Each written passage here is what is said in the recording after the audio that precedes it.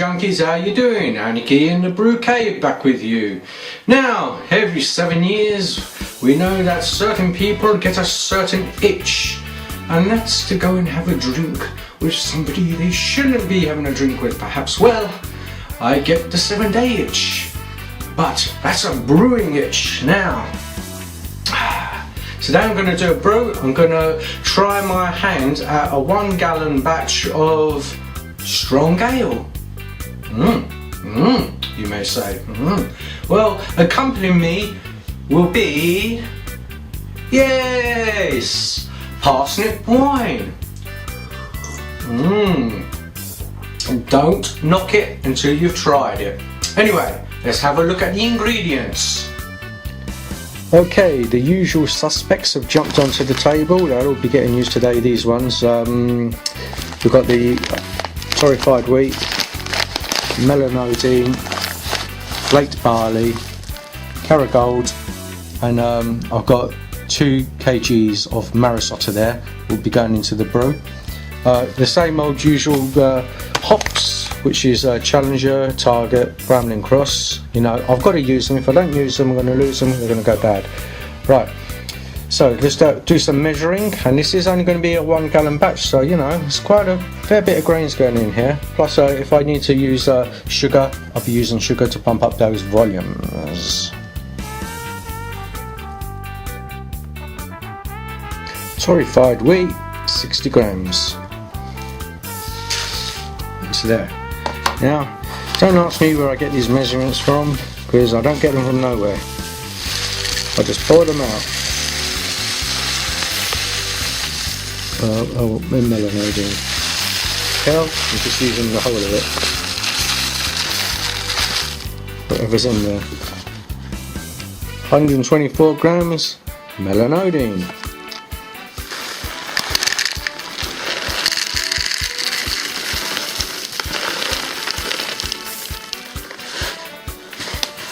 Another bit there. 56 grams of the old flake barley.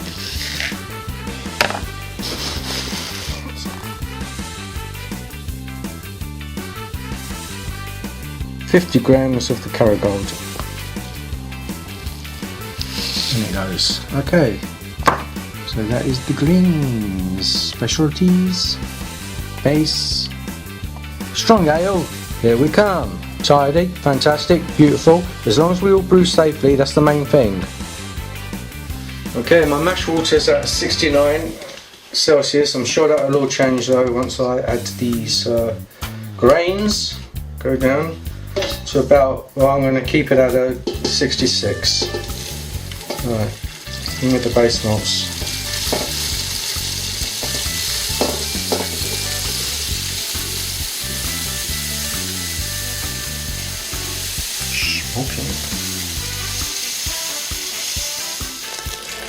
I may have to make more than a gallon actually. I have to make 1.5 gallons. Because I'm going to need at least, I don't know, half a gallon for sparging.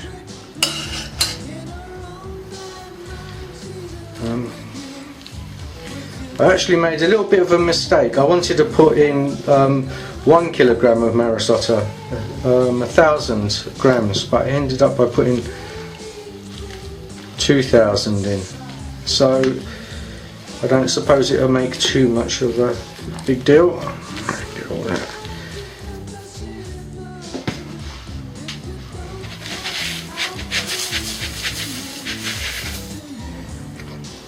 In with the specialty grains. Keep an eye on the temperature now. Keep it at 66. If it starts going down, I'll put the gas on a low heat to keep it up.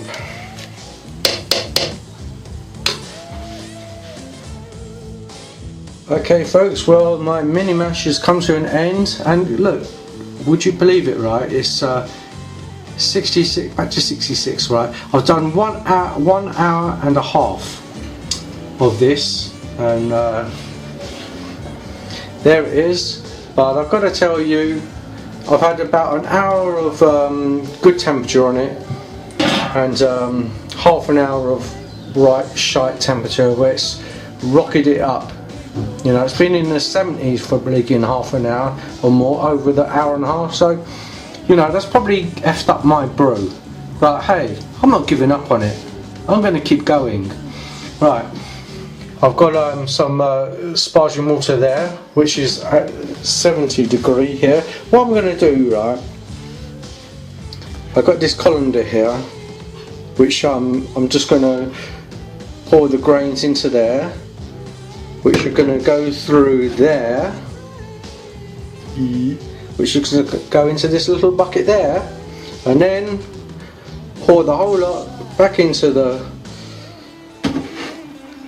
pot once I've given it a little wash out, a little clean, and get the boil on. So, happy crazy days. When Uncle Sam called us up, we hit that eastern sand.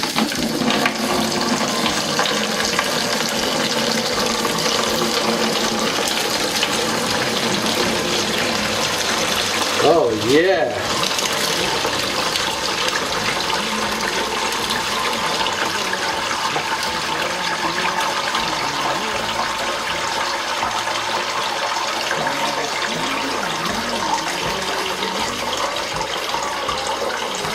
Baby, look at all that grain. Woohoo! Woohoo!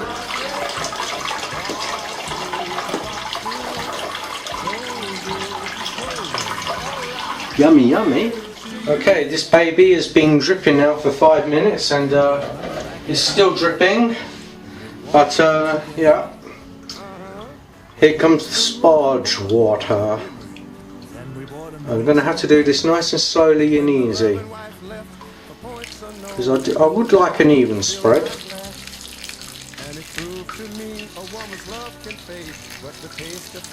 I feel this is far too fast and not evenly spread.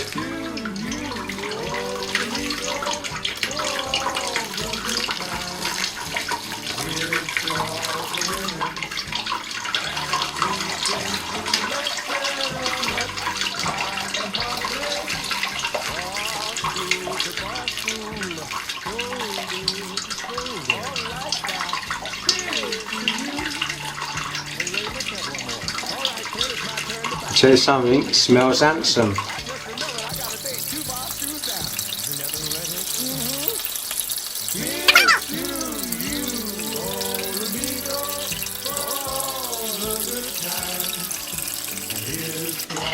Of course, I know I probably haven't extracted all the sugars that I should be extracting doing it this way, but hey, this is the only way I'm doing it at the moment. Okay, so my sparge has almost come to the end, a couple of drips left, and I've got about a gallon and a quarter, perhaps, a little bit less than that. Yeah, a little bit less than that of wort. So actually that's just what I was looking for, because I expect to lose that little bit extra in the boil, so I'll have the perfect gallon, but who knows. Right, let's get this baby on the boil. Here we go, folks. I've got a boil on. Yes, and because I'm going for a stronger type of brew, my hops are going to be, well, for bittering, target 1/3 of an ounce for this stronger brew. There you go.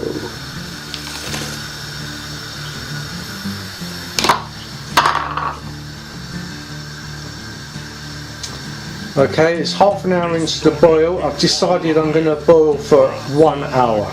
So in with some Challenger, and that is ½ an ounce. I know it seems a lot for a gallon, but this is going to be a special brew. It's going to be strong. So I did read somewhere, hop it strongly.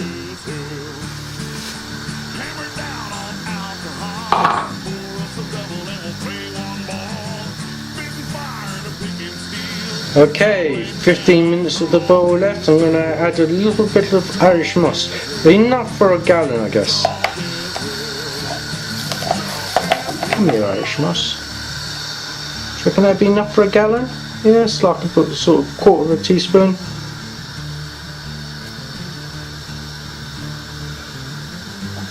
His blood and bones won't slow me down. 10 minutes left in the boil. Half an ounce of Bramling Cross.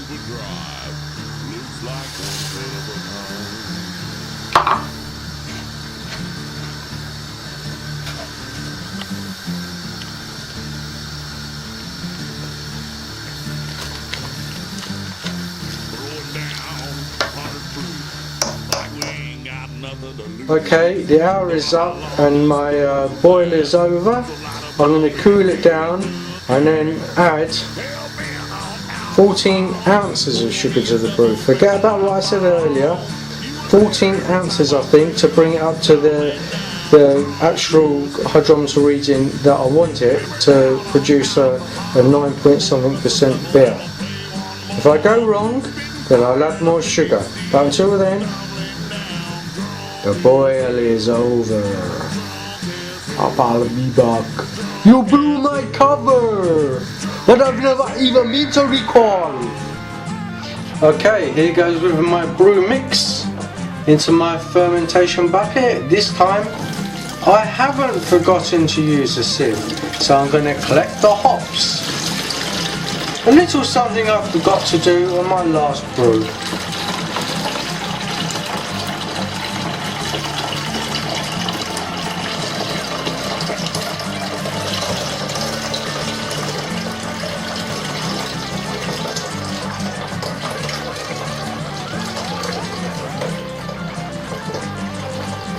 Could do with a bigger sieve really, but it's done the job this time.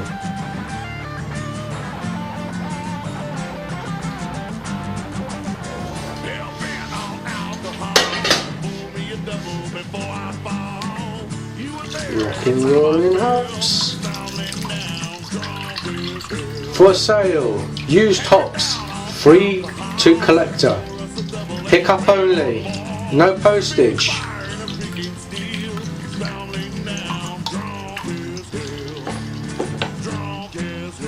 I'll leave those to drain for a minute. Hey folks, I've done something seriously wrong. My 1 plus something gallon, which I was trying to do, has now turned into, as you can see, sort of half a gallon. Oh my god, I'm not too happy about that, my friend. What, half a gallon when you wanted 1.5 gallon? Oh gosh, what am I going to do? Hey man, I'm not giving up on this brew yet. So what I'm going to have to do, right, is top it up with water up to the gallon mark. Add more sugar if I have to. Take a hydrometer reading. Oh blimey. Oh blimey, blimey, blimey. So here we go. I find myself boiling up some water. 500 grams of sugar. My hard-earned wort, which is about blinking, oh god blimey, half a gallon.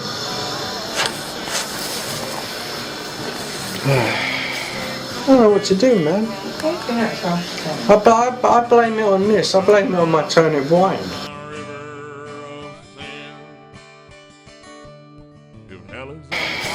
I don't know what to do, man. I blame it on this. I blame it on my turnip wine. Yeah.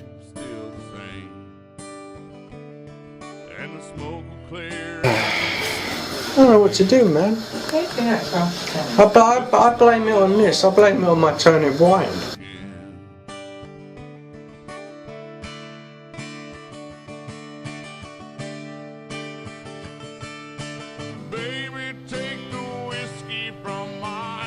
Well, after a lot of fumbling around, a lot of mistakes, and probably about a pint of parsnip and carrot wine, my brew seems to be coming up at 1.1, I don't know, 04.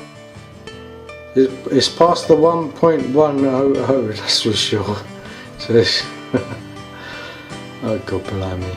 God bless me when I try this one. This one will bloody probably turn me nuts. But anyway, let's see how the brew goes. These walls are painted black and I can't look down. And after 30 long years, I'm still around. And you're standing there like an angel from above. To see the way all I need is your love.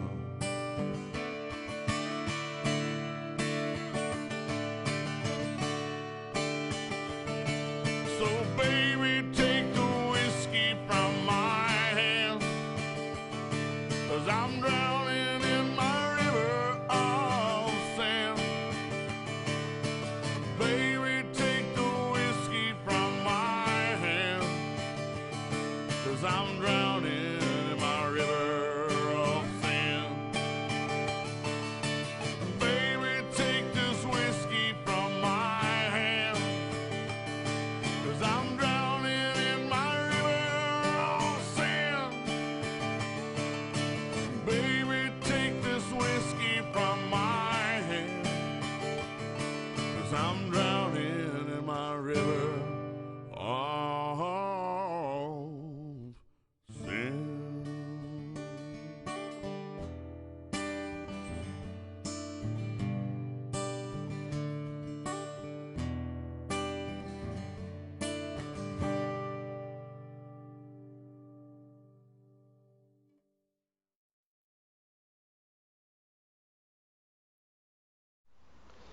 Hey folks, the strong ale has been in the brewing bucket now for 7 or 8 days. It seemed like it was settling down quite nicely, so I decided to put it into the demijohn. But hey, you know how these things work out. Yeah, and it's all lively again through the siphoning of getting out of the bucket into the demijohn. So I've had to put a blow off tube on, as you can see. And there we have it. It is happily bubbling in there.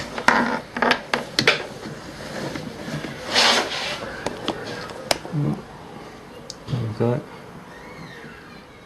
So my quick tip for the day is, if you're brewing using a demijohn and you get this kind of problem, right, you don't know what to do, one of these little taps that come on these little cheap siphons, straight into the bung like that, bung straight on, straight into water.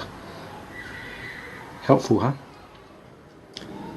So hopefully I'll be able to get an airlock on that tomorrow. Oh, here's my strong ale. It's been in secondary fermentation now for 4 weeks, and the time has come for me to bottle it.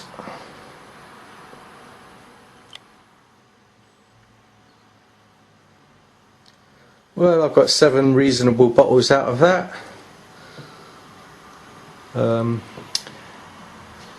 Now to a final gravity.